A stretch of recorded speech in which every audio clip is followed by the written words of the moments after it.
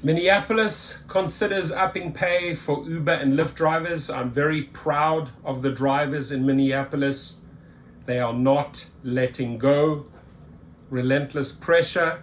They are not putting up with Tim Walz's BS decision that he made by vetoing, and they're pushing on all fronts. They're exposing these corrupt politicians that are not taking action. So don't stop. Be relentless. Push, push, push until you get the results that you deserve. And you're doing a good job. And let me know how I can help. Right? So let's dive in here. 3 Minneapolis council members want to create minimum payment levels for Uber and Lyft drivers. How it works.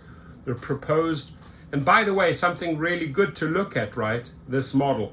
Because so far only 3 or 4 states have gotten their way.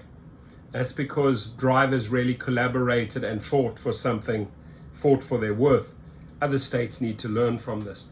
How it works, the proposed ordinance would require rideshare companies to pay drivers at least $1.40 per mile and 51 cents per minute during the Minneapolis portion of a trip. Every ride would require at least a $5 payment.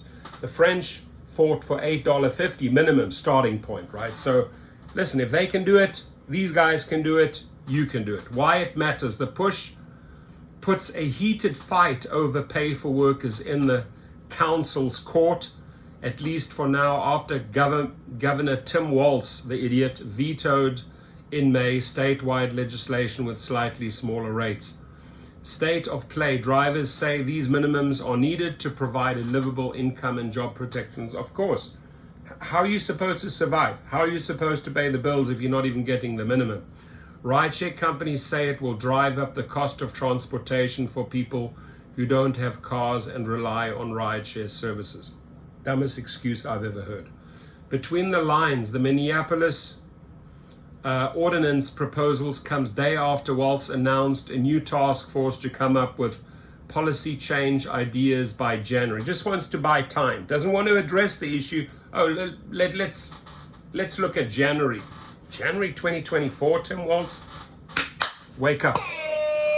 Both Uber and Lyft, which are on that task force, said Minneapolis should wait for that group's recommendations. Uber spokesman Freddie Goldstein said the company is looking forward to coming up with a framework for statewide legislation, which is how this issue should be handled, rather than a patchwork of different rules and regulations statewide. Lyft said 56% of its rides in the Twin Cities begin or end in low-income neighborhoods, and a majority of riders are below the state's median income level.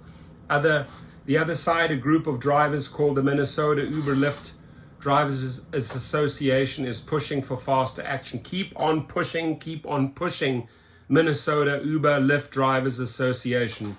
You get deactivated for declining rides that are not profitable, yet they call you an independent contract. Deactivation means you're out of work. You have no way to support your family.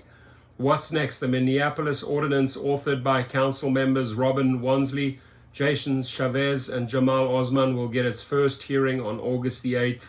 It would need 7 votes on the 13-member council to pass. And I hope that those 13-member council do pass the vote. If you're up for re-election, be careful. There's a lot of drivers out there that'll vote you out, right?